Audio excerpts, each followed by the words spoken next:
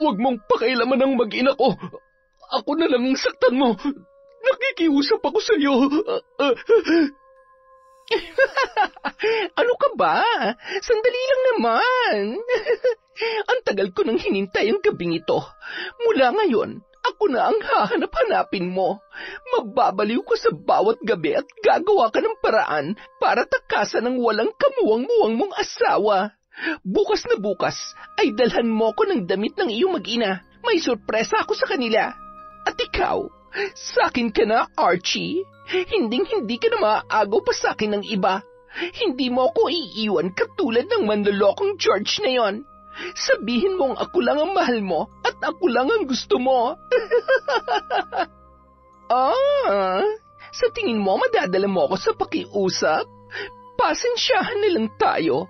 Gagawin ko kung anong gusto ko at walang sino man na makakapigil sa akin.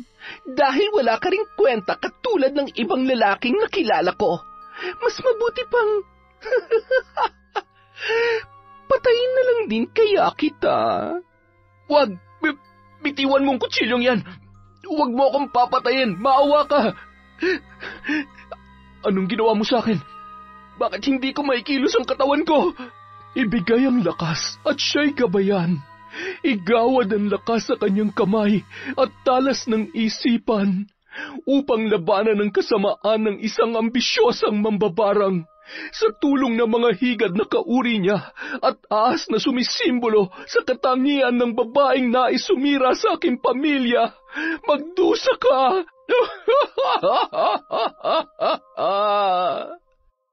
Taon 2013. Sikihor. Bandang 8:00 ng gabi, nagmamadaling bumaba ng tricycle si Fina galing sa pamilihang bayan. Namalengke siya para sa pang-isang linggo nilang kakainin ni George. Halos 1 taon na silang nagsasama sa iisang bubong. 2 o 3 beses sa isang linggo kung umuwi ang lalaki. Yun din ang bumubuhay sa kanya dahil wala naman siyang trabaho. Kabilaan ang bitbit niyang mga pinamili at nagkukumahog na buksan ang kanilang tarangkahan. Nang makapasok sa bahay ay nagmamadaling tumungo yon sa kusina at inilapag sa mesa ang kanyang mga pinamili. Nasaan ba si George? Hindi man lang ako sinalubong. Siguro natutulog pa rin sa kwarto. George? George! Ha? Anong meron? Anong ibig sabihin nito? Bakit ka nag-iimpake? Pasensya na, Fina. Pero napagtanto ko na mahal ko pa rin ang asawa ko at ang mga anak namin. Itigil na natin to. Hindi ko kayang mawala sila. Hindi. Hindi ka aalis sa pamamahay na to. George, nangako ka sa akin. Ang sabi mo, mahal mo ako. Hindi mo ako pwedeng iwan. Patawarin mo ako. Ang totoo, nagpadala lang ako sa galit at selos kaya nagawa kong pagtaksila ng asawa ko. Fina, may mga anak kami at handa na siyang tanggapin ulit ako sa buhay niya. Hindi mo pwedeng gawin sa akin to. Sinungaling ka. Ginamit mo lang ba ako? Ha? Sumagot ka. Minahal mo pa talaga ako. Pasensya ka na, Fina. Pasensya? Hayop ka. Ang sama-sama mo. Kung iiwan mo ako, mas mabuti pang mawala ka na lang ng tuluyan. Pare-pareho lang kayong mga lalaki.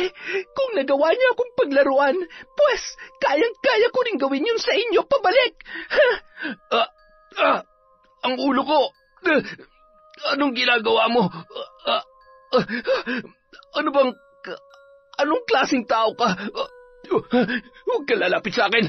Kampon ka ng dilim. Sana nun ko pa ginamit sa iyong kapangyarihan ko. Sana ginayuman na kita para tuluyan mo nang nakalimutan ang lintik na asawa at mga anak mo. Ang tanga-tanga ko para umasa na may isang lalaki magmamahal pa ng totoo sa akin. Tapos, ngayon, iiwan mo ako? Ako mangiiwan sa iyo, pero bago yon, kukunin ko lahat ng meron ka. Hindi ako makakailos. Ano ba nangyayari sa akin? Fina, Huwag mo kukunin ang pera ko! Ibalik mo sa akin yan! Fina! Kawawa ka naman, mahal kong George. Pasensya ka na, ha? Ikaw naman kasi. Paano ba yan? Ito na ang huli nating pagkikita. Gumapang ka na lang pabalik sa mga anak at asawa mo, ha? Bye! Ang sama-sama mo! Ipapakulong kita! Magnanakaw! Ipapakulong pala, ha? Bumulong ng ilang mga salita si Fina. Kasabay noon ay naramdaman naman ni George ang biglaang pag-igsi ng kanyang dila. Sinubukan niyang magsalita, ngunit wala ni katiting na boses na lumalabas sa kanyang bibig. Noon niya lamang nalaman na isa palang mambabarang ang kanyang nakarelasyon. Dinala pa ni Fina ang ilan sa kanyang mga pinamili at nagmamadali ng lumabas. Napansin pa yon ng isang tricycle driver na naninigarilyo hindi kalayuan sa kanilang bahay na inuupahan. Sexy! Oh, ano nangyari? Pinalayas ka ba ng boyfriend mo? Nag-away kayo, no? Wala kang pake. Ikarga mo na lang to sa tricycle mo at ihatid mo ako sa sakayan ng jeep. Samahan mo na rin ng konting bilis. Huwag ka na magtanong pa ng kung ano-ano at baka kung ano magawa ko sa'yo. Uy, ang init ng ulo ha. Sige ka, mababawasan yung ganda mo. Aray! Bakit? May masakit ba? Mukhang may bago na namang sira ang bagang ko. Ang sakit. Ano ba naman yan? Sige na, sumakay ka na at ako nang bahala dito. Kaya naman pala amoy bulok na yung hininga mo. Ay, yan ang dapat sa mga tsismosong katulad mo. Hindi na nagawa pang magsalita ng tricycle driver dahil sa biglaang pananakit ng kanyang ngipin.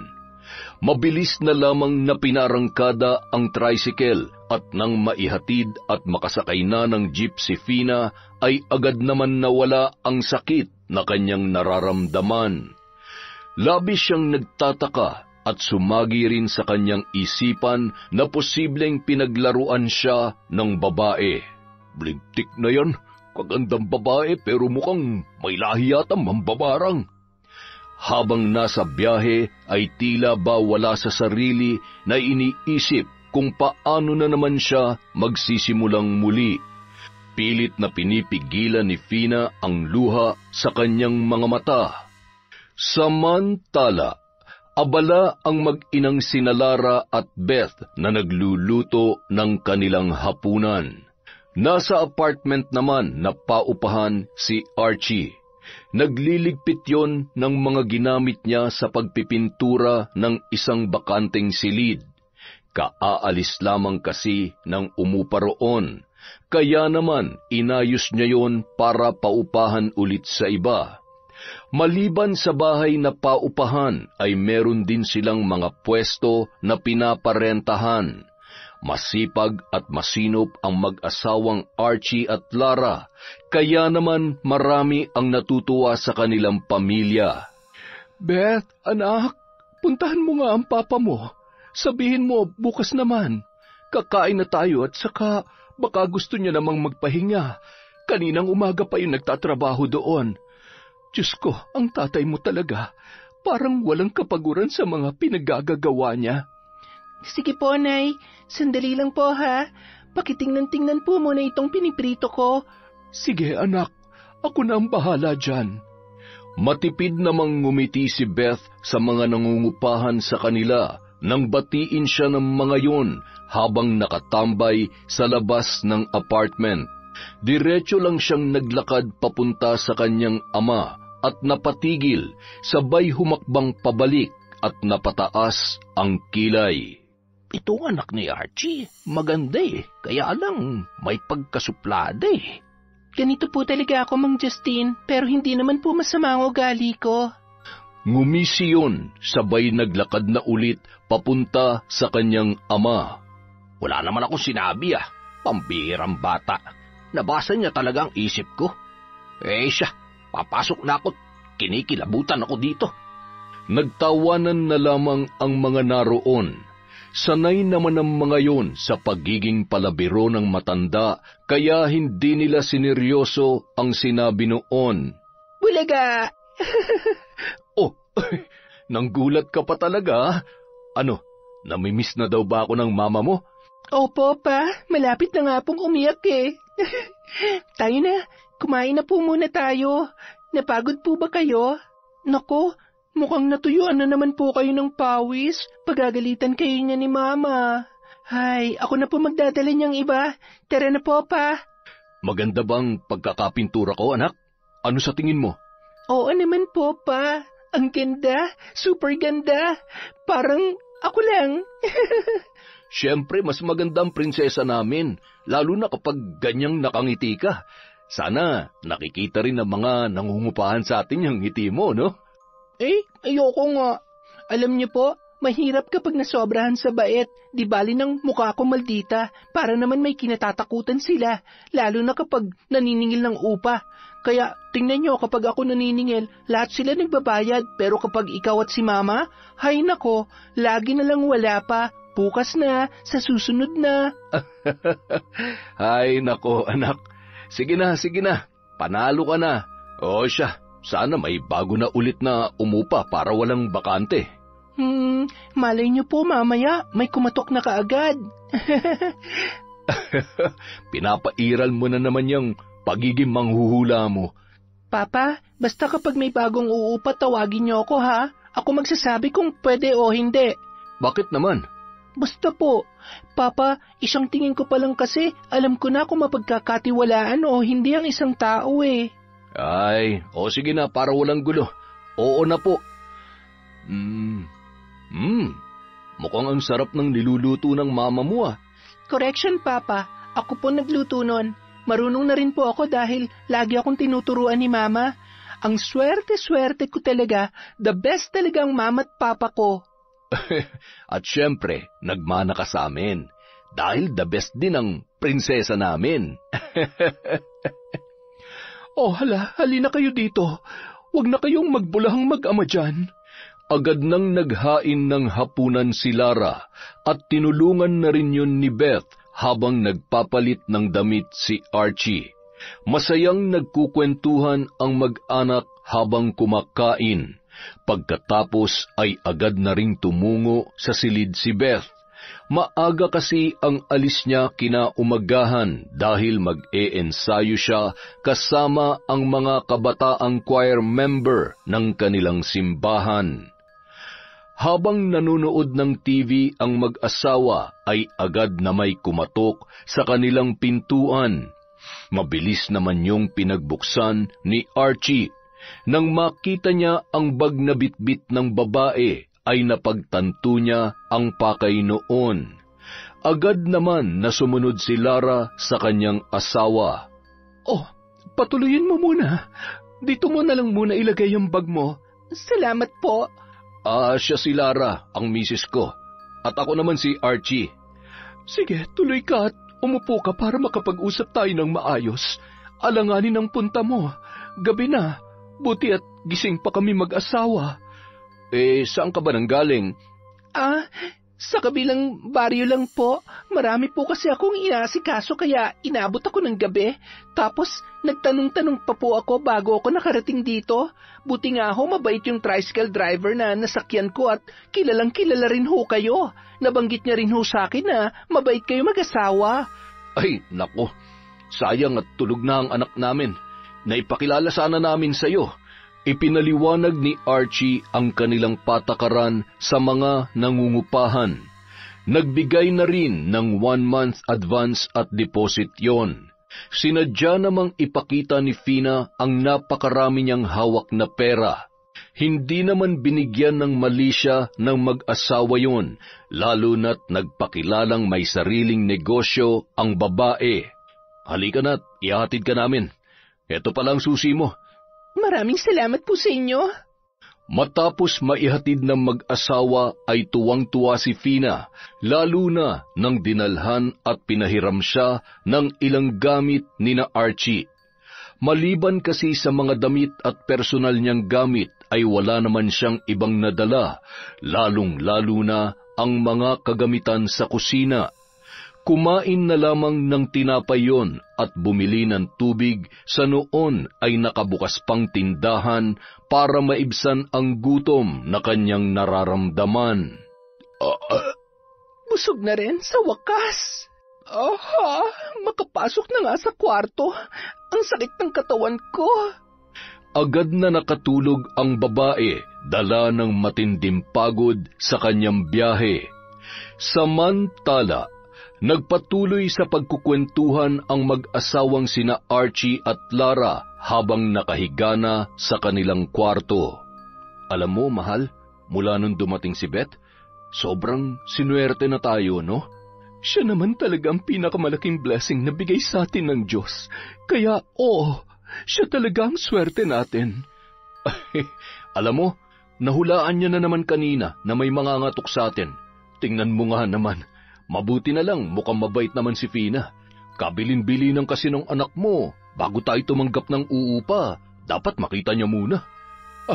Alam mo, mahal, sa tingin ko, namana ni Beth yan sa nanay ko. Kaya niyang bumasa ng isip ng tao. Madalas ko ngang naikukwento yan sa kanya at tuwang-tuwa naman siya. Kaya naman pala malamang iniidolo niya ang lola niya. Kaya iniisip niya na katulad ng lola niya, kaya niya ring basahin ang nasa isip ng ibang tao. Habang mahimbing naman na natutulog si Beth, naramdaman niya ang isang bagay na nakapulupot sa kanyang mga paa. Nararamdaman niya ang paglingkis noon, pati na rin ang malamig na balat ng kung anumang buhay na nilalang. Unti-unti niyang minulat ang kanyang mga mata, sabay nagsisigaw nang makita ang napakalaking ahas na nakaharap at tila ba nakahanda siyang tuklawin. Nanginginig sa takot ang babae at pilit na sumigaw para humingi ng saklolo. Ahas! May ahas! Mama! Papa! Tulong! Tulungan niyo ako! Wag! Nagulat naman ang mag-asawa nang marinig ang sigaw ng kanilang anak mula sa kabilang kwarto. Walang kasing bilis na kumuha ng itak si Archie at mangyak-ngyak naman si Lara na hinahanap ang susi ng nakalak na pinto ng dalaga. Anak, sandali lang. Ayan, nabuksan na rin sa wakas. Beth! Nasaan? Nasaan ang ahas? Mama, Papa, may ahas. May ahas ako nakita sa panaginip ko. Sus Mariosep, akala ko naman talagang may ahas na nakapasok dito sa bahay natin. Nananaginip ka lang pala. Huwag ka na matakot. Panaginip lang yon. Matulog ka na ulit. Nakalimutan mo na naman atang magdasal bago ka matulog. Masamang pangitain yon, Ma. Huwag tayong basta-basta magtitiwala sa mga taong nakikilala natin. Kasi baka may masama silang plano o gawin sa atin. Ay, umiral na naman yung mga natutunan mo sa mga kwento ng nanay mo. Hindi po ako nagbibiro pa. Nagsasabi po ako ng totoo. Siya, tama na. Matulog ka na. Hayaan mo't bukas ay magsisimba tayo. Lagi mong tatandaan na hindi tayo pababayaan ng Diyos basta nagtitiwala lang tayo sa Kanya. Gusto mo bang tabihan muna kita dito hanggang sa makatulog ka? Paano naman ako, mahal?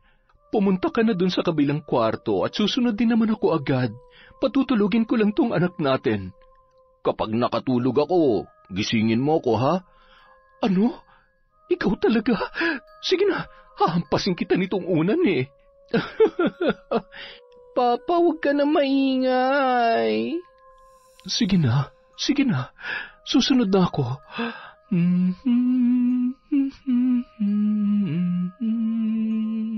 Kinaumagahan, maaga pa lamang ay pumunta na sa pamilihang bayan si Fina para mamili ng mga bago niyang gamit. Pagbaba noon sa tricycle, bandang 10:00 ng umaga ay sakto namang dating ng mag-anak galing sa simbahan. Siya palang sinasabi nilang anak. Maganda, pero mukhang hindi uubra sa akin ang kamalditahan mo, Ining, dahil mas mahaba at matibay ang sungay ko sa'yo. Akala mo naman perpektong pamilya? Baka katulad lang din yan ng ibang lalaki. Magloloko at magloloko rin yan. Aba, bago ka rito, iha? Hello po. Opo, Lolo. Kagabi lang po. Ako ho si Fina. Ako si Justin, ang pinakapogi at macho na nangungupahan dito. Mukha nga ho. Sige ho, marami pa po kasi akong aasikasuhin. Nako, kung kailangan mo ng tulong ay tawagin mo lamang ako, darling, ha? At tutulungan kita. Wag na po. Salamat na lang. Baka mamaya ay hikain pa kayo. Baka mahawa pa ako sa TV nyo. Ay, kung katulad ni Archie ang tutulong sa akin, baka pumayag pa ako. Mula sa tarangkahan, natanawan naman ng mag-anak si Fina na hindi magkanda-ugaga sa mga hinahakot nitong gamit papasok sa kanyang apartment. Oh, sino yun, Papa? Di ba sabi ko sa inyo, sasabihin niyo muna sa akin bago kayo tatanggap ng uupa? Anak, huwag ka mag-alala. Nakausap namin siya ng papa mo kagabi. Mabait naman siya at magalang. Maayos din kausap. Oo nga naman, anak. Isa pa, mukhang hindi naman tayo mamumroblema sa paniningil dahil marami rin siyang pambayad. Hay, hindi naman po yan ang ibig kong sabihin. Lahat naman po kasi mabait sa umpisa, pero paglipas ng mga araw, lalabas din ang tunay na kulay ng kaliskis niyan, parang yung ahas na nasa panaginip ko kagabi. Ay, naalala ko tuloy.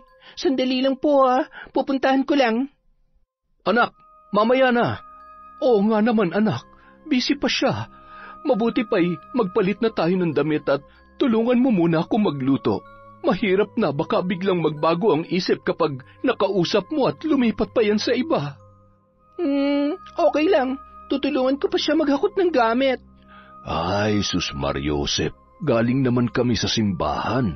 Pero bakit parang... Papa, maldita lang ako. Nagsasabi ako ng totoo at kung anong nararamdaman ko, pero hindi naman po ako masamang tao. Nagulat na lamang si Archie sa sinabi ng kanyang anak bago yun pumasok sa kanyang kwarto. Wala naman kasi siyang sinabi dahil nasa isip niya lamang yun. Mahal, mukhang may kakayahan ngang magbasa ng isip ng tao yung anak mo. Sabi ko sa iyo magbihis ka na rin at basang-basa na yung likod mo ng pawis. Matapos magluto ng tanghalian ay masaya silang nagsalo-salo.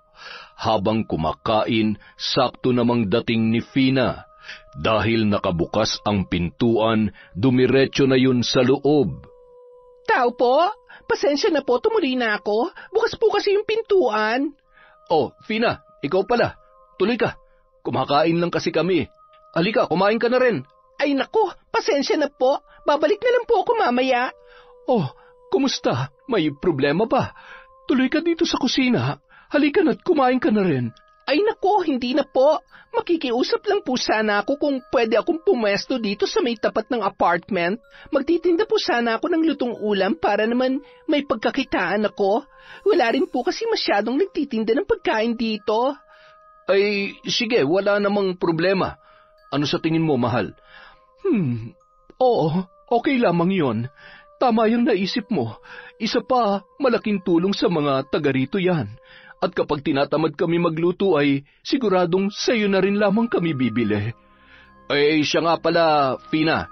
Si Beth, ang nag-iisa naming anak. Kumaway naman si Fina at tinitigan ang dalaga. Nagtama lamang ang kanilang paningin at hindi man lamang nginitian yon ng kanilang anak. Yumuko lamang yon at nagpatuloy sa pagkain. Nakaramdam naman ng kakaiba si Fina kaya agad na rin yung nagpaalam matapos magpasalamat sa mag-asawa. May kakaiba talaga sa batang yon. May kakaiba siyang enerhiya na hindi ko may paliwanag. Hindi ko kayang titigan ang mga mata niya. Hay, napapraning lang yata ako. Ang bait naman ng mag-asawa, lalong-lalo na si Archie. Ang gwapo niya at sa tingin ko ay napaka-responsable niyang asawa. Ay, ano kayang pakiramdam na may isang taong totoo nagmamahal at hindi ako iiwan? Samantala. O anak, bakit parang ang tahimik mo yata? Tinanong niyo po ba kung taga saan siya? May mga kamag-anak ba siya dito sa baryo natin o kakilala man lang? Hindi na, anak. Bakit? May problema ba? Ma, pa, makinig kayo sa akin. Hindi ko alam kung bakit, pero masyadong mabigat ang pakiramdam ko sa kanya. Basta, huwag kayo masyadong magtitiwala sa babaeng yon. Lalo ka na, Papa. Oh, bakit ako? Kumain na nga lang tayo. Anak, wala na bang masamang mag-ingat sa mga bago nating kakilala? Pero wag din tayong masyadong mapanghusga. Hindi rin naman tama yun. Mama, hindi ko naman siya hinuhusgahan. Ang sabi ko lang naman po, mag-ingat po tayo. Wala naman po akong sinabi na mali tungkol sa kanya. Oy, Esya. O na, mahal namin prinsesa. Kumain na lamang tayo at... Ayan, lumamig na tuloy ang sabaw. Pagkalipas ng 1 buwan, abala sa pag-aaral si Beth at ang mga magulang niya sa kanilang negosyo. Marami na ring nakikilalang mga customer si Fina na puring-puri naman ang kanyang masarap na luto. Laging pinipilahan ng mga mamimili mula 8:00 hanggang 12:00 ng tanghali. Kabisado niya na rin ang oras at alis ng mag-anak sa araw-araw dahil binabantayan niya ang mga yon. Humahanap kasi ng tiyempo ang babae para masolo at makausap ng sarilinan si Archie. Hindi niya kasi mapigilan na humanga sa lalaki. Ayan, napakaganda ko na. Siguradong mauubos ang paninda ko ngayon. Sabado ngayon, mamimili sa bayan ng mag-ina, kaya may iwan na mag-isa si Archie. Siguradong bibili siya ng almusal sa akin mamaya. Kailangang may sagawa ko ng plano ko. Ayaw ko namang habang buhay na magpakahirap ng ganito. Aba, mamamatay ako na maaga dahil sa pagod at puyat sa pamamalengke at pagluluto. Mapapasakin rin siya at sisiguruhin ko na ako ang makakasira ng magandang imahe ng kanilang pamilya. Agad na nung hinakot ang kanyang mga paninda papunta sa kanyang pwesto. Ilang sandali lamang marami na ang nagdagsaang mamimili. Nung sakto namang paubos na ang kanyang almusal ay siya namang dating ng isang lalaki. Uy, sakto, may isa pa. Magkano yung pansit? Ay, pasensya ka na. Meron ng may-ari niyan. Akin na lang yan. Dadagdagan ko pa ng 5 piso. Ang kulit naman ng pangit na ito. Hindi talaga pwede, Pogi. Bayad na kasi yan eh. Kung gusto mo, magkanin at ulam ka na lang. Mas masarap to at mas mabubusog ka pa. Ang daya mo naman, Fina. May pinapaboran ka ata eh. Eh siya, isang kanin at isang gulay na ampalaya na nga lang. Oh, ayan na. Huwag ka na magtampo. Pinasobrahan ko ng isang gayat yan. Nang makaalis ang lalaki, ay siya namang paglabas ni Archie para bumili ng almusal. Good morning, Fina. Anong almusal natin dyan? Nako, mukhang naubusan na yata ako ah. Napasarap kasi ang tulog ko eh. Hindi ako ginising nung mag-ina ko bago umalis. Nako, walang problema. Tinirhan kaya kita. Sa'yo na yan. Nag-iisa na lamang yan. Uy, hindi pwede. Oh, etong bayad. Hindi pwedeng libre at malulugi ka niyan. Masyado ka namang natatakot na malugi ako. Sige na ho, kunin nyo na yan. Eh siya, sige. Salamat na lamang dito sa paalmusal mo ha. Sakto. Gutom at humihilab ng tiyan ko. Walang anuman. Pakabusog ka. Ayan na. Kapag nakain mo ang pansit na yan, gabi-gabi ay hahanapin mo ang aking presensya, Archie. Unti-unti kang manlalamig sa iyong asawa. Bibigyan kita ng maraming dahilan para piliin mo ko at makalimutan mo na may anak ka at asawa. Agad namang kinain ni Archie ang pansit at sinabayan niya pa yun ng kape at pandesal. Ang sarap din talaga magluto nitong si Fina, pero parang may kulang. Iba pa rin talagang luto ng mahal ko. Naalala yata ako ng mag-ina ko ha. Siguro'y papauwi na sila. Pagkatapos kumain ay nakaramdam naman yon ng labis na antok. Ay, ano ba naman at inaantok na naman ako? Kagigising ko lang.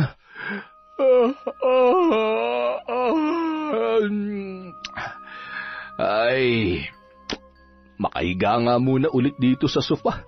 Parang nahihilo pa yata ako. Nadatnan ng mag-inang sina Lara at Beth na tulog ang haligi ng tahanan. Aba, mahal, gumising ka na dyan.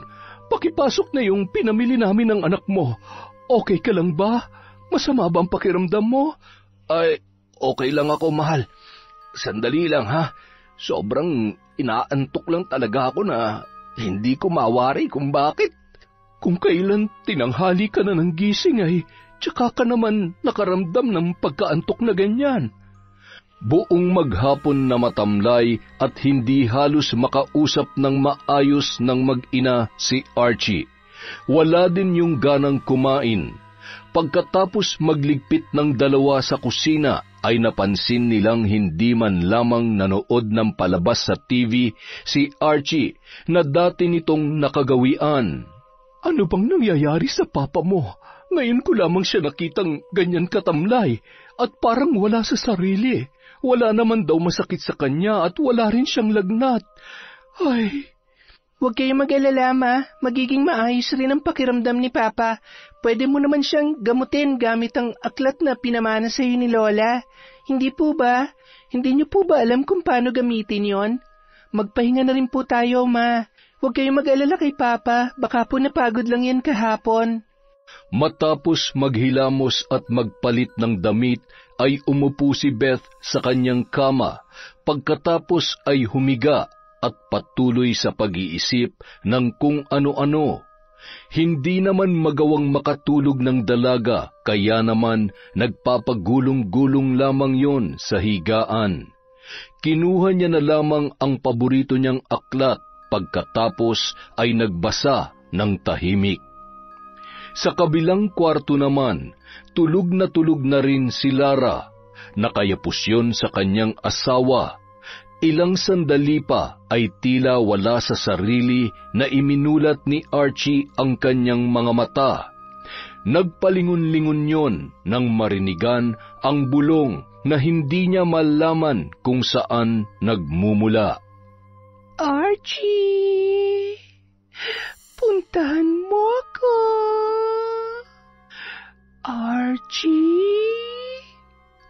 Tinanggal ni Archie ang braso ng kanyang asawa na tila tulog na mantika.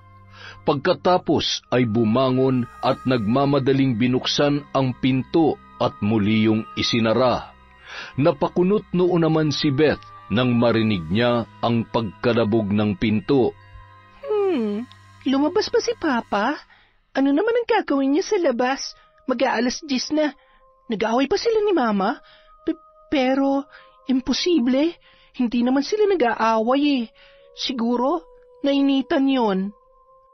Samantala, diretsong naglalakad si Archie papunta sa apartment ni Fina.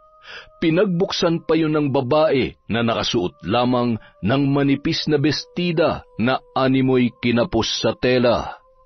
Fina... Ay, ano ka ba? Sandali lang naman. Ang tagal ko nang hinintay ang gabing ito. Mula ngayon, ako na ang hahanap-hanapin mo. Mababaliw ka sa bawat gabi at gagawa ka ng paraan para takasan ng walang kamuwang-muwang mong asawa. Bukas na bukas, dalhan mo ko ng damit ng iyong mag-ina. Meron akong sorpresa para sa kanila. At ikaw, sakin ka na, Archie.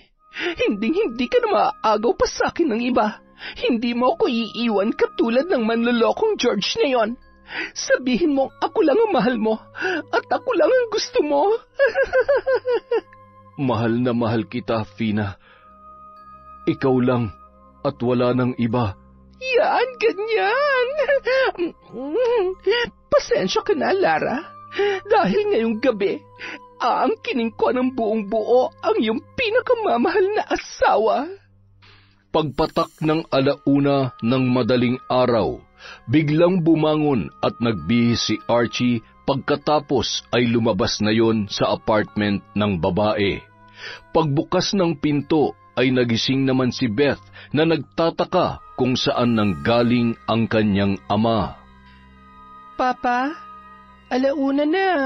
Saan kayo galing? Bakit ganyan ang amoy nyo? Amoy babae kayo. Manahimik ka. Matutulog na ako.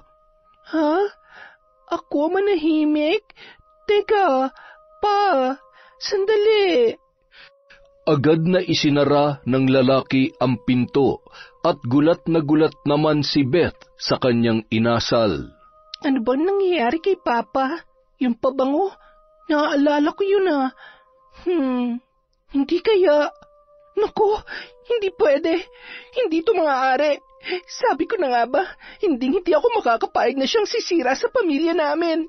Kapag napatunayan ko na siyang kasama ni Papa, itataob ko lahat ng paninda niya. Sasabunutan ko siya at tatadyakan ko siya na parang ipis. Kinaumagahan, 5:00 pa lamang ay gising na at palakad-lakad sa sala si Beth. Pagkabangon ni Lara ay gulat naman siya na makita sa ganoong sitwasyon ang kanyang anak. Oh, bakit? May masakit ba sa'yo? Bakit namumugto yung mga mata mo? Umiyak ka ba? Ako umiyak? Hindi po, Ma. Napaaga lang po ang gising ko kasi iniisip ko po si Papa. Kumusta po siya? Nakatulog ba siya ng maayos? Mukha naman, anak. Humihilik pa nga eh. Ako rin masyadong mahimbing ang tulog ko kanina. Tumango na lamang ang dalaga, sabay pa simpleng lumabas at nagkunwaring nagwalis sa labas ng bahay para abangan ang babaeng nangungupahan sa kanila. Sakto namang dumaan si Fina na napakaganda ng pagkakangiti habang bitbit ang mga pinamili sa palengke. Good morning, Beth. Ang sipag mo naman. Good morning. Hindi kaya good ang morning ko. Tanungin mo naman ako kung bakit. Oh, bakit? May problema ba? Meron. Isang ahas na aali-aligi dito sa amin ang problema ko. Ahas na mahilig gumapang sa lungga ng may lungga. Nakakatakot. Para lang ding higad na, masyadong makate. Ano bang ibig mo sabihin? May pinariringgan ka ba? Pinaparinggan mo ba ako? Bakit, tinatamaan ka ba? Guilty ka? Kasi totoo, isa kang hopya na umaasa magugustuhan ka ng papa ko. Nasundan niya ba si Archie kagabi? Paano? Hindi ka makapagsalita? Nagulat ka? Kasi alam ko, hindi ko siya sinundan pero alam ko na galing siya sa'yo dahil dyan sa... Pabango ba yung gamit mo o formalin? Nakakasukate. Anong ginawa mo sa kanya? Ginayuma? Tumigil ka! Hindi ko alam yung mga sinasabi mo. Hindi totoo yan. Napakasinungaling mo naman. Pwes, hindi ako naniniwala sa'yo. Mabuti pa mag-impake ka na at magpakalayo-layo bago ko pa sabihin kay Mama at sa lahat kung anong klaseng babae ka. Ganon. Magsusumbong ka. Sabi ko na nga ba, may kakaiba sa'yo. Nababasa mo ang isip ko. Pero ewan ko na lang kung magagawa mo magsumbong sa mama mo. Tinitigan ni Fina si Beth at nag-usal yon ng mga salita. Bago pa man sila binati ni Mang Justin ay tumalikod na si Beth at pumasok sa loob ng bahay. Hawak nun ang bibig at patakbong humarap sa salamin at ibinuka ang kanyang bunganga. Umigsi ang dila niya at napuno ng singaw ang kanyang bibig. Oh, anak, bakit? Ano nangyari? Naiiyak naman yon na tila ba natataranta at sumisenyas sa kanyang ina. Hindi makapaniwala si Lara sa nangyari sa kanyang anak na si Beth. Ano ba nangyayari? Yung papa mo lutang, ikaw naman ngayon, hindi makapagsalita. Pilit na hinihila ni Beth ang kamay ng kanyang ina, sabay pinaupo yun sa sofa at kumuha siya ng lapis at papel para isulat ang kanyang gustong sabihin. Ngunit bago niya pa man maisulat ang pangalawang titik ng salitang kanyang sasabihin ay nawalan na yon ng malay. Beth, anak, tulong! Archie, gumising ka dyan! Tulungan mo ko! Anak, gumising ka! Bumangon naman si Archie at binuhat si Beth papunta sa kanyang kwarto. Ngunit hindi man lamang yun nagsalita at walang bakas ng pag-aalala para sa kanyang anak. Diyos ko naman, ano bang nangyayari? Pinaglalaruan ba tayo ng pagkakataon? Ang mga daliri nila sa kamay, hindi. Pinaglalaruan ng mag-ama ko ng isang hindi pangkaraniwang nilalang. Kung sino ka man, humanda ka sa akin. Anong kasalanan ng mag-ama ko para gawin mo ang bagay na ito? Agad na kinuha ni Lara ang mga gamit na iniwan sa kanya ng kanyang ina. Nasa sekundarya siya nang huli niyang gamitin yon. Isang aklat na naglalaman ng mga salita kung paano manggagamot at mambabarang. Depende sa kahilingan at sa taong nagmamay-ari nito kung ito ay gagamitin sa kabutihan o sa kasamaan. Bago pa man magsimulang magritual si Lara, ay may narinig siyang boses mula sa kanilang sala. Pasensya na kung bigla na lamang akong pumasok. Ano kasi nakita kong tumakbo papasok si Beth kanina. Nag-alala lang ako kasi parang hindi siya okay. Nawalan ng malay si Beth. At si Archie naman, laging nasa kwarto, nakatulala at wala rin sa sarili. Albularyo ang tatay ko. May alam ako kung paano ko sila matutulungan. Hindi madali pero nasisiguro kung manunumbalik sa normal ang kaligayan nila. Ano pang alam mo maliban sa panggagamot? Wala na. Yun lang naman. Ay, salamat sa pag-aalala. Kapag hindi pa gumanda ang kalagayan nila at kinailangan kong tulong mo, tatawagin kita. Sige na, asikasuhin mo ng mga paninda mo. Kayang-kaya ko namang alagaan ang mag-ama ko. Mahigpit na yumakap si Lara at pasimpleng kumuha ng hibla ng buhok ng babae. Malakas ang kutob niya na may kinalaman yon sa nangyayari sa kanyang mag-ama. Sige, aalis na ako. Basta kapag kailangan mo ng tulong, nandito lang ako, ha? Bago umalis ang babae, ay lumabas si Archie at masayang nakatitig yon kay Fina, na animoy nag-uusap ang dalawa gamit ang kani-kanilang mga mata. Makalipas ang ilang sandali, isinara ni Lara ang pinto at sinimulan na ang kanyang ritual. Pagkatapos mag-usal ay hinipan niya ang bunbunan ni Archie at hinawakan ang kamay nito. May kung anong usok na lumabas sa mga mata nun at pagkatapos ay tumakbo yun papunta sa banyo at sumuka ng sumuka. Matapos mailabas ang lahat ng kinain ay nanumbalik na yon sa normal niyang kaisipan. Grabe ang pait. Ano nangyari? Okay ka lang ba? Bakit parang alalang-alala ka? Nakakainis ka. Anong pinakain sa'yo ng Fina na yon, ha? Alam mo ba kung anong ginawa niya sa'yo? Ano? Mahal naman. Maliban sa bumili ako ng pansit, wala naman akong maalala. Napakasama niya. Ano bang gusto niya mangyari? Hindi ko maintindihan kung bakit pero malakas ang hinala ko na siyang nasa likod ng lahat ng ito. Si Beth, siya lang ang makakasagot sa lahat ng mga katanungan natin. Hindi pa rin siya nagigising. Masyadong malakas ang barang na ikinabit niya sa anak natin. Teka, naguguluhan ako. Bakit at paano naging mambabarang si Fina? At saka, anong dahilan niya para gawin sa atin to? Naging mabuti naman tayo sa kanya. Hindi ko rin alam, Archie. Maaring tama ako na siya mismo ang mambabarang at meron din siyang alam kung paano gumamit ng itim na kapangyarihan. Wala nang sinayang na panahon ang mag-asawa. Malugod namang sinunod ni Archie ang mga bagay na pinapakuha at pinapagawa sa kanya ni Lara. Sa pamamagitan ng isang ritual ay nagkamalay at nanumbalik na sa normal si Beth. Agad na niyakap nun ang kanyang mga magulang at inilahad ang mga nangyari. Kinayuman niya si Papa, kaya bumangon si Papa at may nangyari sa kanila. Nagsasabi po ako ng totoo. Gusto niyang agawin sa atin si Papa. Hindi siya titigil hanggat hindi kanya nakukuha sa amin ni Mama. Anak, hindi magandang biro yan. Kahit kailan hindi ko magagawang pagtaksila ng mama mo. Hindi ko maaatim na may mangyari sa pagitan naming dalawa ng babaeng yun. Pero nagawa niyo na po dahil wala kayo sa inyong sarili. Isa siya mambabarang. At dahil nalaman kong sikreto niya, binarang niya ako para hindi makapagsalita at makapagsumbong kay Mama.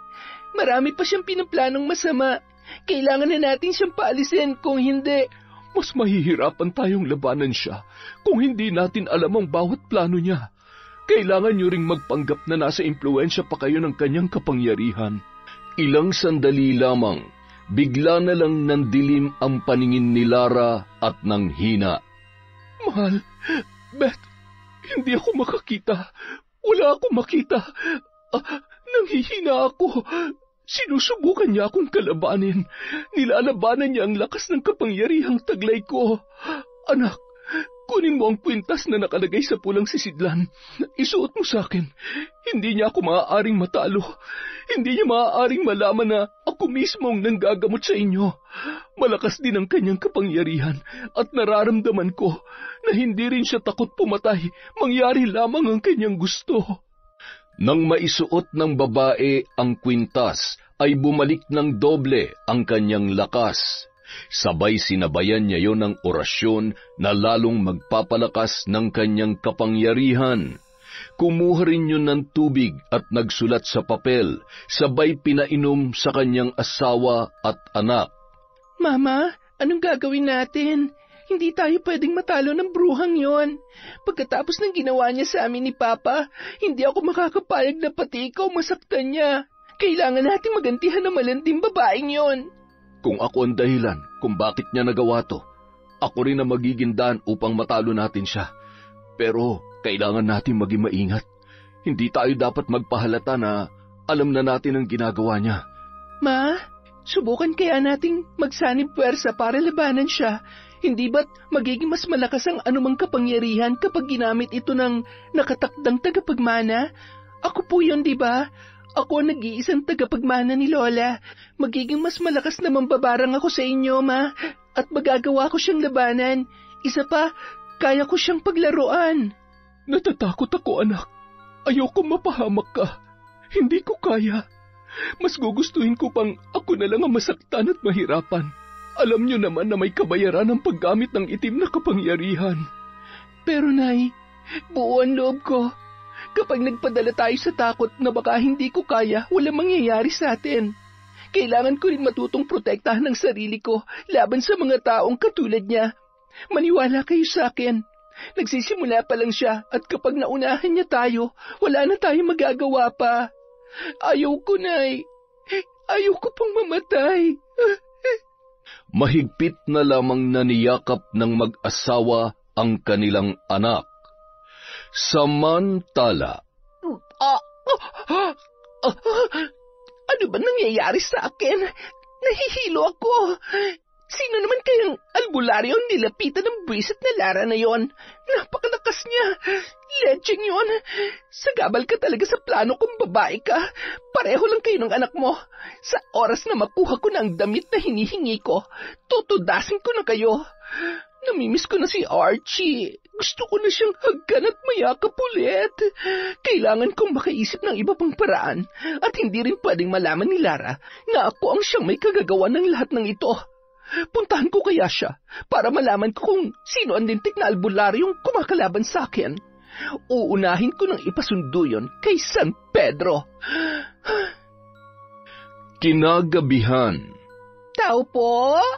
Tao po? Oh, ikaw pala, Fina. Kukumustahin ko lang ho sanang lagay ng mag-ama nyo. Magaling na po ba sila? Pinatawas ko naman na sila pero hindi pa rin nanunumbalik ang lakas nila. Hindi pa rin makapagsalita si Beth. Kaya hindi ko tuloy malaman kung ano ba talaga nangyari at kung sino ang bruhang gumawa nun sa kanya. Alam mo, sabi ng albularyo, malapit lang daw dito ang mambabarang na gumawa noon sa mag-ama ko. Ha? So tama nga ang hinala ko. Posibleng nabarang nga sila. Sabi ko naman kasi sa inyo, maaari ko kayong tulungan kaso ayaw nyo naman maniwala sa akin. Fina, matutulungan mo ba talaga ako? Sa itsura mong yan para kang edukadang babae, hindi ka mukhang albularyo o manggagamot. Sa ganda mong yan, hindi ako makapaniwala na gumagawa ka ng halamang gamot. Hay, masyado nyo naman akong binobola, Manang Lara. Ha? Anong sabi mo? Ay, ang ibig kong sabihin, kailangan kasing magpaganda dahil baka maging manang na ako. Yun ang sinasabi ko. Ay, maiba pala ako. Sino bang albularyo ang nilapitan nyo? May ibebenta kasi akong langis na natutunan ko sa tatay ko noon. Baka sakaling makatulong at magustuhan niya. Para-paraan talagang bruhang ito. Nakakagigil. Sa kabilang baryo, Josefina ang pangalan niya. Mabuti yun at tawag lang tapos sinabi ko lang ang pangalan at nangyari sa mag-ama ko. Naku, mahirap yan. Baka fake healer yan. Alam nyo na, yung pera-pera lang. Hindi naman siguro. Titingnan ko. Bukas kapag hindi pa magaling ay hahayaan kitang gamutin ang mag-ama ko. Sa ngayon ay kailangan ko munang sundin ang mga bili ni Aling Josefina. Kita mo na, muntik pa kayong maging magkapangalan. Ay, oo nga no. Ang totoo, Josefina rin ang pangalan ko. Sige po, baka nakakaabala na ako. Ipagdarasal ko na lang na sana gumaling na ang mag-ama ninyo. Inihatid pa ni Lara si Fina sa may pinto sabay gigil na isinarayon. Ang hirap talagang maging mabuting tao kapag maraming pakalat-kalat na abusado. Napakagaling magpanggap. Siguradong sanay na siyang gumawa ng kalokohan. Pasensya ka na, Fina. Sa pagkakataong ito, sisiguruhin ko na hindi ka magtatagumpay na sirain ang pamilya ko. Bandang 10:00 ng gabi, nakahanda na ang mag-anak para sa kanilang pinaplano. 3 katok ang narinig ni Fina mula sa pinto. Nakakunot ang noo na tiningnan ng babae ang muka ni Archie. Ang aga mo naman. Siguro hindi ka na makapaghintay na makita ko, no? Ay, kung pwede lang pigilan ng oras para makasama kita ng matagal, ginawa ko na. Konting tiis na lang. Dahil isa sa mga araw na ito, mapapasakin ka na, pati lahat ng negosyo mo. At ang anak mo at asawa mo, syempre, magkasama naman sila hanggang dulo. Ay, sandali. Nasaan yung pinapadala ko sa'yo? Bakit? Anong gagawin mo sa mag-ina ko, ha? Hindi ka na nahiya. Kababae mong tao, desperada ka. Ito ang itatak mo dyan sa utak mo. Hinding-hindi ko ipagpapalit ang mag-ina ko sa isang maruming babaeng katulad mo. Hindi kita mapapatawad sa ginawa mo. Bitawan mo ako! Nasasaktan ako! Pagsisisihan mo to sa oras na gamitin kong kapangyarihan ko sa'yo! Anong ginagawa mo? Nagkamali kang saktan ako, Archie. Gusto ko lang namang mahalin mo ako. Mahirap ba yon? Bakit lagi nyo na lang akong sinasaktan? Bakit hindi nyo ako magawang piliin? Kung hindi ka mapapasakin, mas mabuti pang patayin ko na lang ang mag-ina mo. Gusto mo ba yon? Ano? Ha? Kaya mo bang maging dahilan ng kamatayan nila? Kaya mo ba? Huwag mong pakikialaman ang mag-ina ko. Ako na lang ang saktan mo. Nakikiusap ako sa iyo. Sa tingin mo madadala mo ako sa pakiusap? Pasensyahan na lang tayo. Gagawin ko kung anong gusto ko at wala ni isang makakapigil sa akin. Dahil wala ka rin kwenta katulad ng ibang lalaking nakilala ko. Mas mabuti pang patayin na lang din kaya kita. Huwag!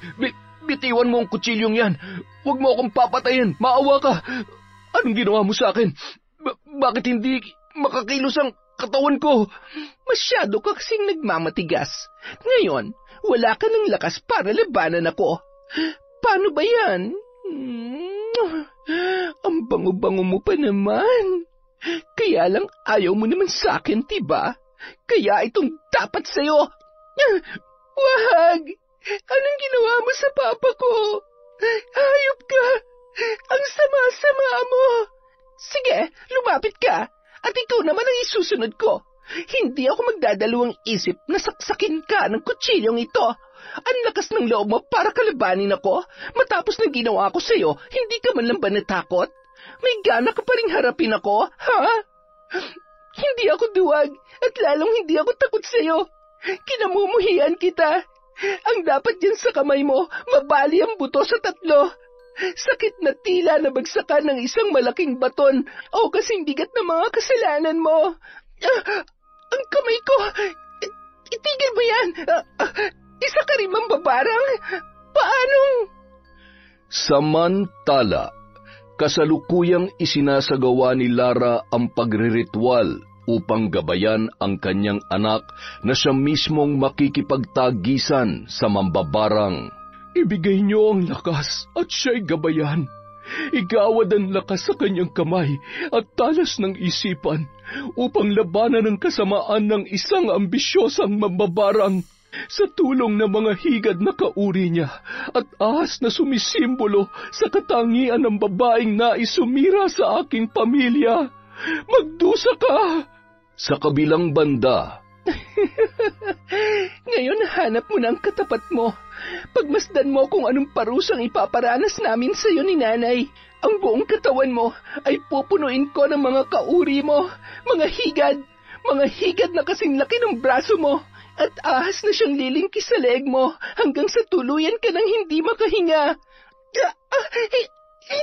Hindi mo maaaring gawin sa akin yan. Hindi mo matatalo ang aking kapangyarihan. walang kasing bilis na tumakbo si Fina para takasan ang kanyang kasalanan at ang noon ay galit na mambabarang na si Beth. Hindi mo matatakasan ang aking sumpa kahit saan sulok ka pa ng mundo magtago. Pagbabayaran mong lahat ng ito. Papa, gumising ka. Lumabas ng pinto ang dalaga at nagsisigaw yon para humingi ng saklolo. Isa-isa namang naglabasan ang mga taong nangungupahan sa kanila. Aba, akala ko'y nananaginip lamang ako. May sumisigaw nga pala talaga. Ano ba nangyayari? Walang kasing bilis namang tumakbo palabas si Lara nang maramdaman niya na may masamang nangyari sa kanyang asawa. Anong nangyari? Paraanin niyo ako. Diyos ko, Archie, gumising ka! Huwag mo kaming iiwan. Nakikiusap ako sa'yo. Patawad, Nay. Hindi ko po naprotektahan si Papa. Makalipas ang 1 buwan, ilang ulit ko bang sasabihin sa'yo, hindi kita matutulungan. Ano naman ang alam ko sa mga sinasabi mong yan? Sakit ng tiyan at sa pagtatai lamang ang gamot na ginagawa ko. Minsan ay pumapalpak pa, kaya huwag ka nang makulit. Pasalamat ka at pinatira kita dito. 1 buwan mo na akong pineperwisyo. Wala naman akong napapala sa'yo. Masyado ka namang atat. Makakabawi rin ako sa'yo. Isa pa, kailangan kong makuha yung perang naiwan ko sa apartment na yon. Yun na lang ang pag-asa ko. Ay! Alam mo, sa tingin ko, hindi na babalik sa normal yung kamay mo. Hindi biro kung totoo na mambabarang ang may gawa niyan. Bakit hindi ka na lang humingi ng tawad sa may gawa niyan sa'yo? Ako? Hihingi ng tawad? Baliw ka ba? Ba't ko gagawin yon? Mas gugustuhin ko pang mamatay na lang kesa humingi ng tawad sa kanila. Di ikaw ang bahala. Kapag namatay ka dito sa bahay ko, ipapaanod na lang kita sa ilog o di kaya ibabaong kita dyan sa lupa sa likod ng bahay. Pisit ka talaga. Wala ka nang naitutulong sa akin. Puros kanigahan pang sinasabi mo. Alam mo na uubos ng pasensya ko sa iyo, ha? Hindi ko na alam ang gagawin ko. Hindi na rin gumagana ang kapangyarihan ko bilang isang mambabarang. Ano ba kasi ang ginawa mo? Bakit nangyari sa iyong lahat ng yan? Siguro ang sama-sama talaga ng ugali mo, no? Ngayon ngang... Tumigil ka na!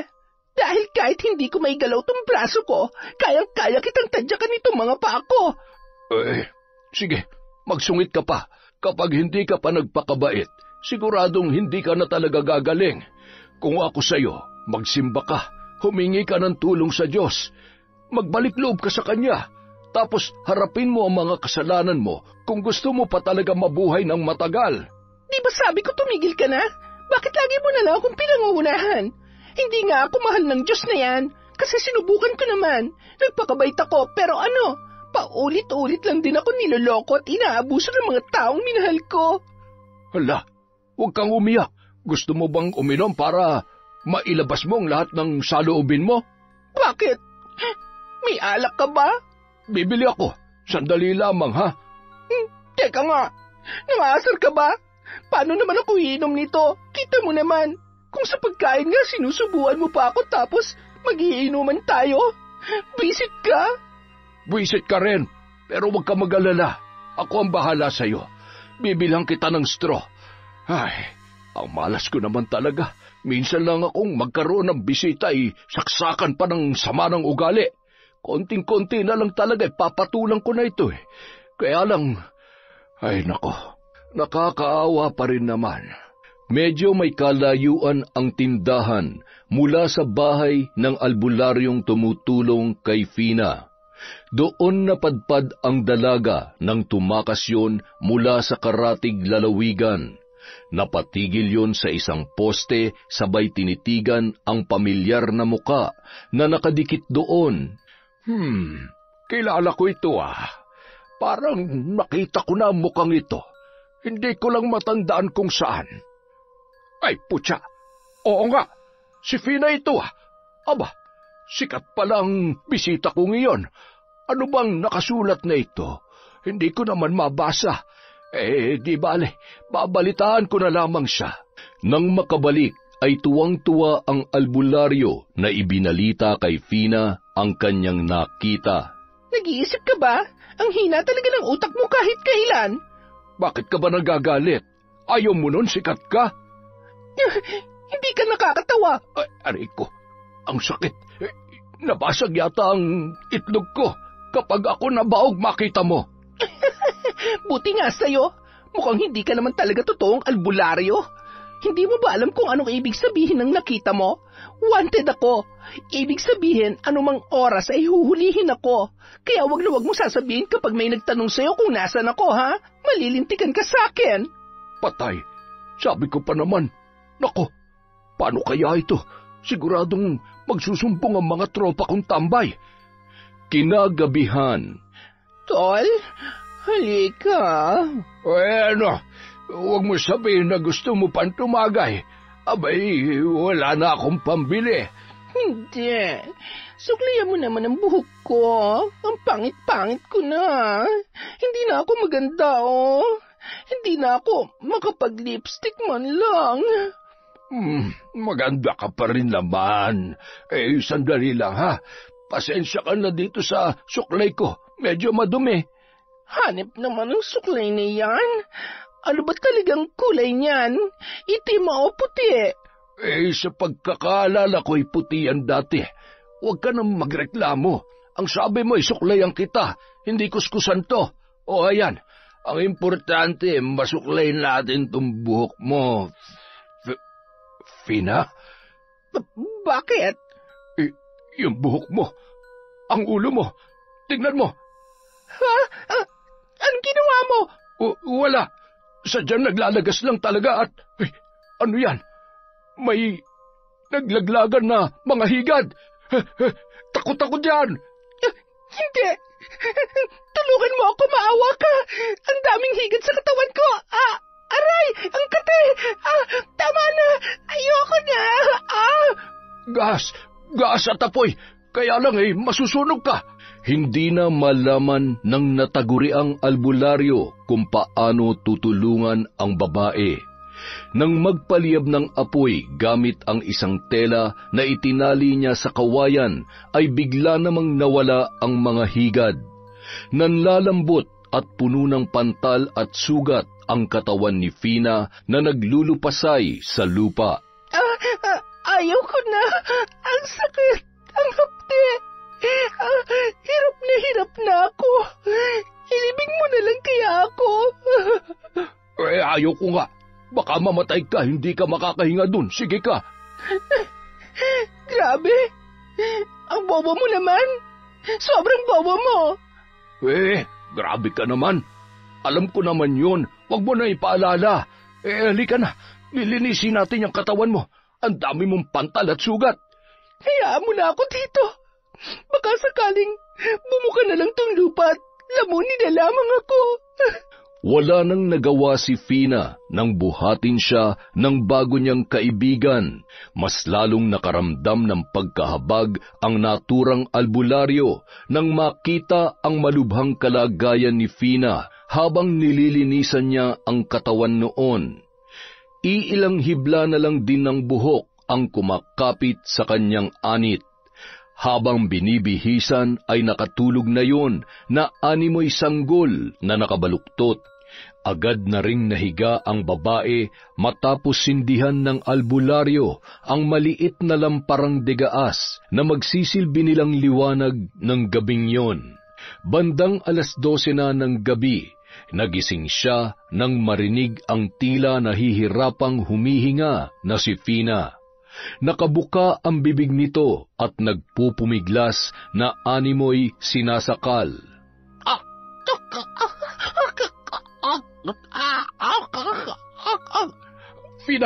Fina, gumising ka! Hoy! May ahas! May ahas! Papatayin ako ng ahas! Nananaginip ka lang. Sandali lang at ikukuha kita ng tubig. Heto, uminom ka. Bakit lasang ipis? Oo nga, no. Lasang ipis nga.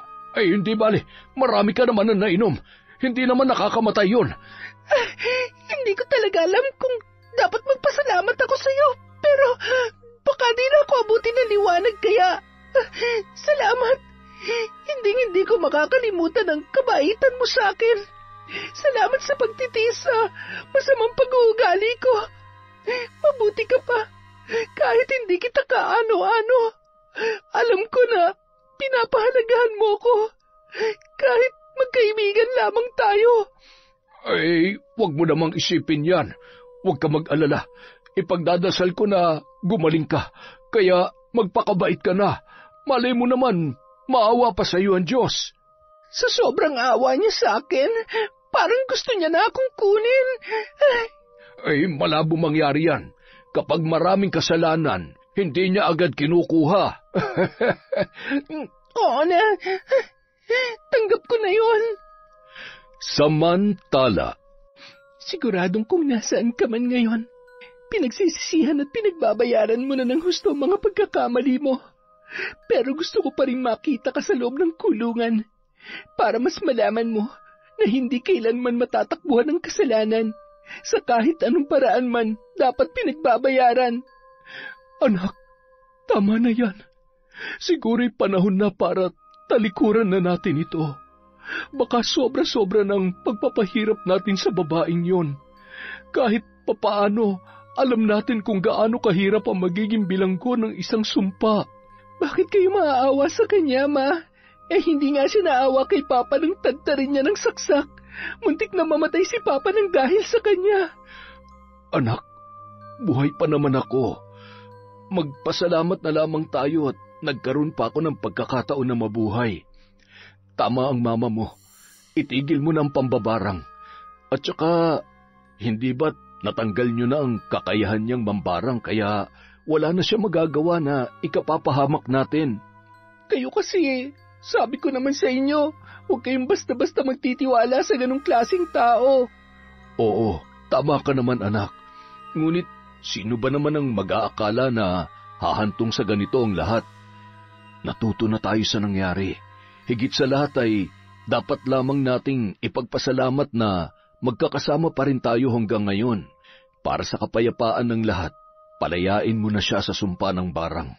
Ipagpasa Diyos na lang natin ang lahat at ipagdasal na sana ay tuluyan na siyang mahanap ng mga pulis at sa kulungan niya na lamang pagbayaran ang mga kasalanan niya.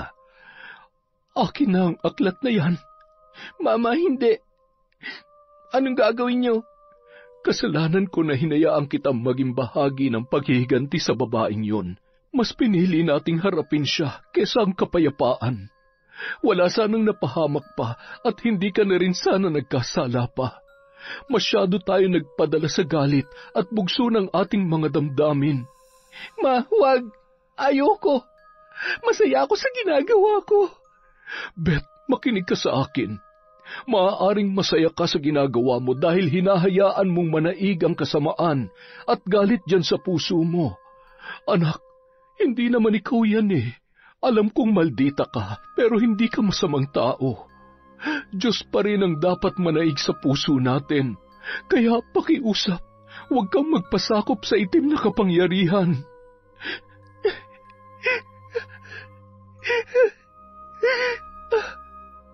Anak, Beth, ano nangyari?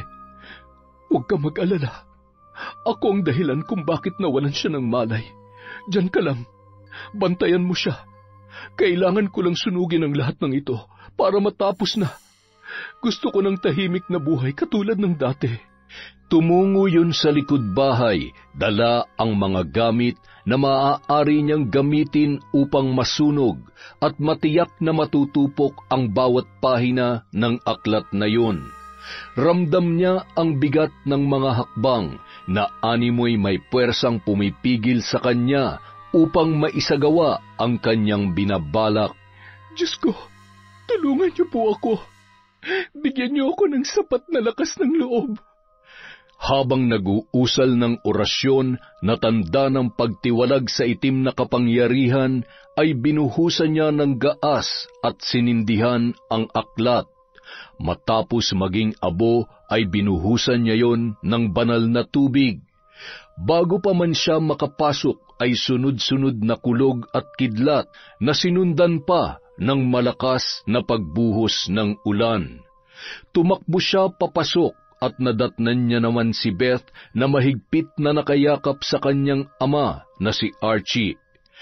Kapwa naluluha ang mga yon at nagyakapan na animoy nakalaya sa isang malaking sakuna sa kanilang buhay. Makalipas ang 3 araw, isang tawag ang kanilang natanggap. Ibinalita ng mga pulis na mayroon ng taong nakapagturo kung saan makikita si Fina.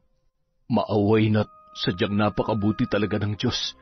Talagang siya mismong gumagawa ng paraan. Dapat talagang sa Kanya na lamang natin ipagkatiwala ang lahat. Hindi sana tayo nakasakit at nagkasala ng husto. Papa, tao lang din naman po kasi tayo, napupuno at madalas kapag galit tayo, ang pakiramdam natin talagang gusto nating gumante. Masarap naman kasi talagang gumante lalo na kapag sobra na. Hindi naman kasi talaga maganda yung ginawa niya. At sa tingin ko, kapag nagkita kami, baka nga... Anak, ano na naman yung pinaplano mo? Sasabunutan mo? Hindi ba't nalagas na nga ang buhok noon? Ay, oo nga pala, Ma. Basta, galit pa rin ako sa kanya. Sana nagbago na talaga siya. Yung totoong nagbago, hindi nagkukunwari lang. Wala namang lusot sa iyo yun, anak. Ikaw pa ba? Wala namang makakapagsinungaling sa iyo eh. Sa totoo lang, kawawa ang magiging mister mo. Hindi man lamang, ano yun? Sige, ituloy mo. At tatamaan ka sa akin. Hindi man lamang makakalusot kapag nagsinungaling. Yun yung ibig sabihin ni Papa. Uy, si Mama. Selosa ka po pala? Kaya nga hindi ko binibigyan ng dahilan na magselos yan, anak. At ayan na nga, nakita mo ng dahilan kung bakit... Mas nakakatakot po pala si Mama kaysa sa akin.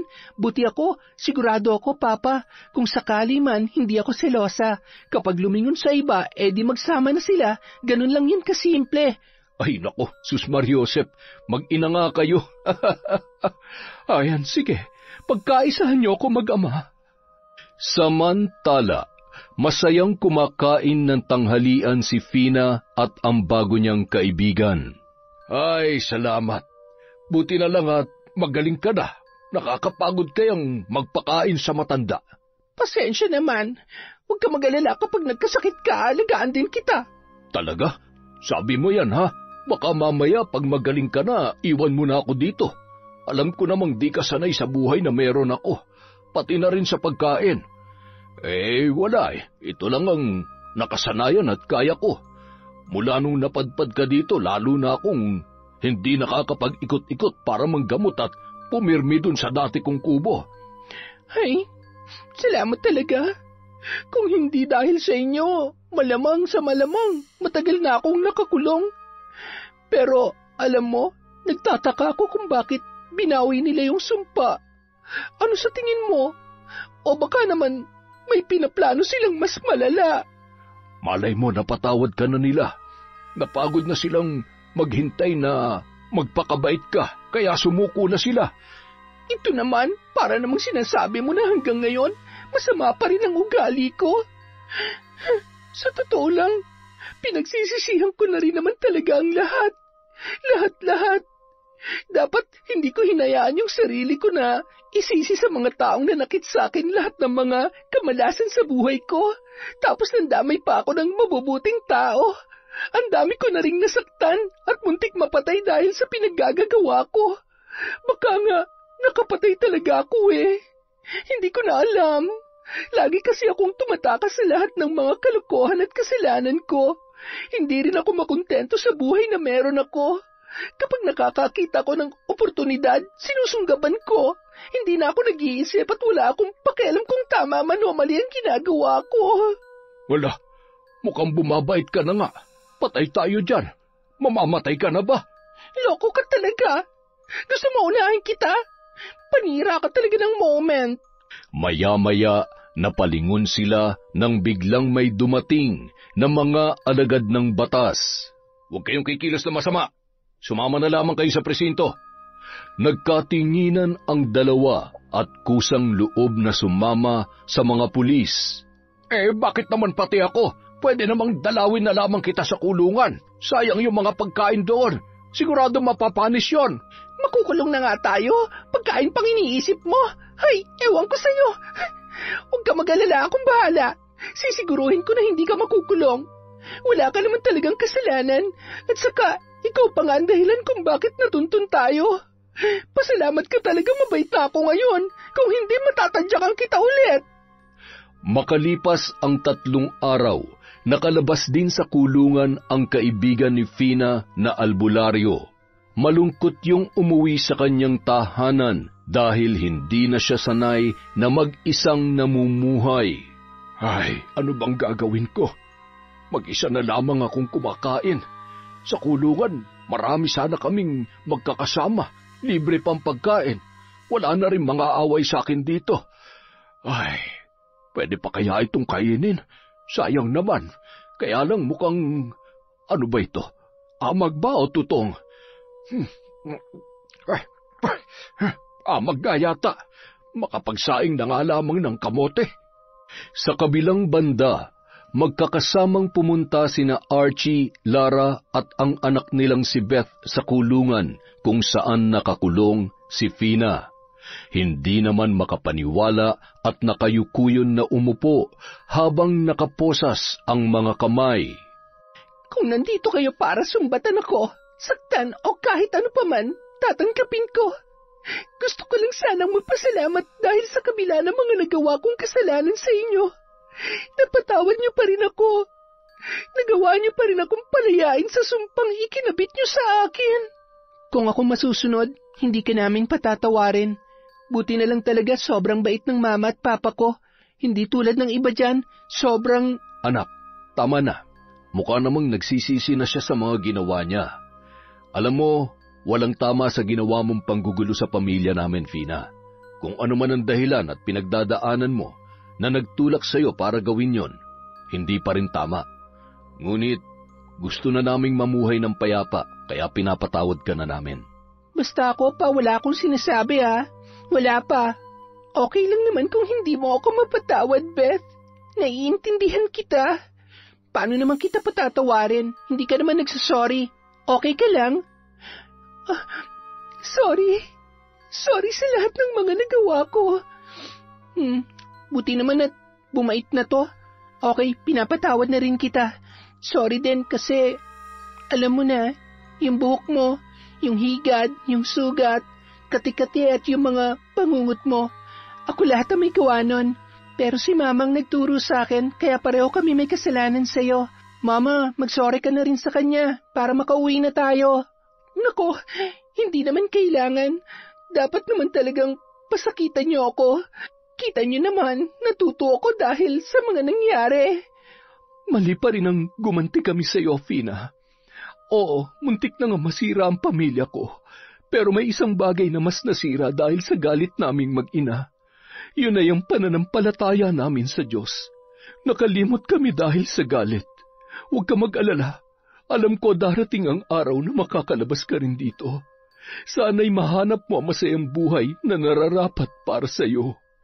Mahigpit na niyakap ni Lara si Fina at napahagulgol naman ang babae sa pinaghalong lungkot at tuwa na sa wakas ay isang parte ng buhay niya ang napalaya na.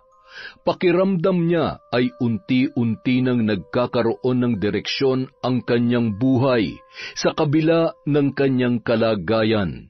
Iniabot din nila sa babae ang ilan sa mga gamit at bag na naglalaman ng personal na gamit at pera nito. Makalipas ang 6 na taon, habang nagsisibak ng kahoy ang albularyo na naging matalik na kaibigan ni Fina bago yun nakulong, ay nagulat yon nang biglang makita ang isang babae na nakapamewang at nakangisi habang nanonood sa kanyang ginagawa. Oh, hoy, tumakas ka ba? Nako, baka madamay na naman ako dyan, ha? Utang na loob, huwag ka na ulit gumawa ng kalokohan. Halika na. Iaatid kita dun sa... Kalalaya ko lang, ibabalik mo ulit ako doon. Nagugutom na ako. May pagkain ka ba dyan? Tutuloy na ako, ha? Hoy, abat, seryoso ba? Ayos ah. Teka, bakit dito ka tumuloy? Alam mo naman ang buhay ko dito, tapos... Di, magtulungan na lang tayo. May naipon akong pera dahil sa mga trabaho namin dun sa kulungan, kaya pwede tayong magnegosyo. Ano?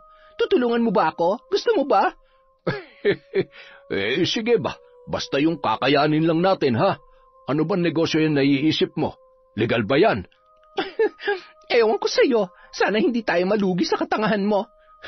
Buti na lang kahit pa ganyan-ganyan ka, ikaw pa rin ang pinakamabuting tao at kaibigan na nakilala ko. Salamat nga pala, ha?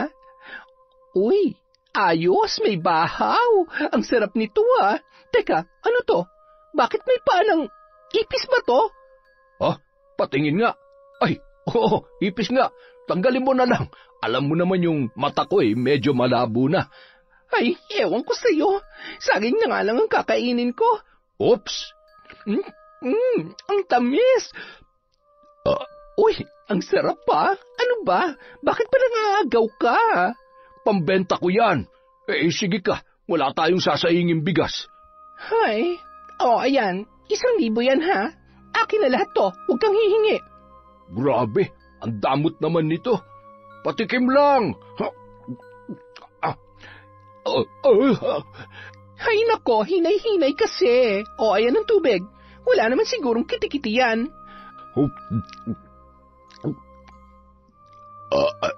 Ay, salamat naman. Samantala. Ma, Pa, yuhu! Nandito na po ako. Mano po. Oh, may kasama ka pala.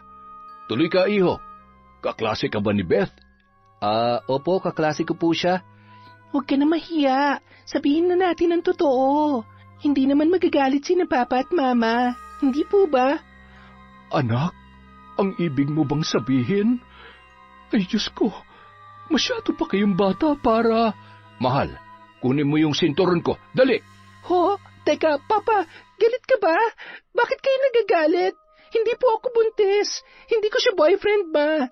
Nandito siya para ipaalam sa inyo kung pwede akong sumama sa swimming namin. Magbe-birthday kasi siya at imbitado lahat kami mga kaklase niya. Pinilit ko lang naman siya na tulungan ako magpaalam sa inyo. Hi! Bakit? Wala naman akong sinasabi, ah. Ano kasi, maluwag tong shorts ko. Pumayat yata ako Sinungaling kayo, Papa. Alam mo namang, hindi bali na nga lang. Basta papayagan niyo naman po ako, di ba? Tanungin mo yung nanay mo. Kung papayag siya, walang problema sa akin. Sige na, dalaga ka naman na at paminsan-minsan ay kailangan nyo rin yan. Basta mag-iingat kayo doon at huwag kayong iinom, ha? Ay, akala ko naman di ka papayag. Teka, hindi ba't ikaw yung kaklase ni Beth mula nung elementary? Opo. Anak, siya ba yung sinasabi mo na crush mo? Opo, inamin ko na po sa kanya kaya huwag niyo na po akong i-booking. Sinabi ko rin po sa kanya na kapag may trabaho na ako at isa na akong engineer, magpapakasal na kaming dalawa. Magkakaroon kami ng 6 na anak at wala siyang karapatang lumingon sa iba dahil sinabi ko sa kanya na dati akong mambabarang kaya... Ay, sus Mariosep, Diyos ko namang bata ito. Aatakihin ako sa puso sa mga pinagsasasabi mo eh. Nagtawanan na lamang ang tatlo dahil sa sinabi ng anak nina Archie at Lara. Yon! Isa na naman pong magandang kwento mula sa Kwentong Enteng. Maglilista lang po ulit tayo para sa shoutout natin. Again, maraming salamat po mula sa Kwentong Enteng.